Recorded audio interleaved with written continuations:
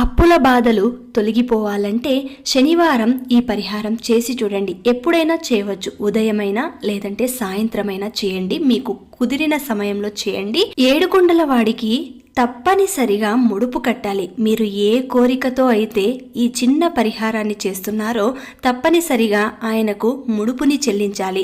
అది పసుపు వస్త్రంలోనే చెల్లించాలి. కాబట్టి పసుపు వస్త్రంలో ఎంత డబ్బులు ముడుపు కట్టాలి అని మీ మనసుకు అనిపిస్తుందో అంత మాత్రమే కట్టండి. ఆ తర్వాత ముడుపు కట్టినది స్వామివారి ముందు ఉంచి ఆయనకు ఏదైనా మీకు తోచిన నైవేద్యం పెట్టి ఒక చిన్న దీపం, అది కూడా బియ్యం పిండితో తయారు చేసిన దీపం, బియ్యం పిండిలో కొద్దిగా నెయ్యి వేసి కొద్దిగా బెల్లం వేసి దానిని దీపపు ప్రమిదంలాగా చేసి 7 వత్తులు వేసి నేతితో దీపారాధన చేయండి. ఇలాగా 7 వారాలు చేసి 7వ వారం తిరుపతికి ముడుపుతో సహా వెళ్లి మొక్కును చెల్లించుకోవాలి.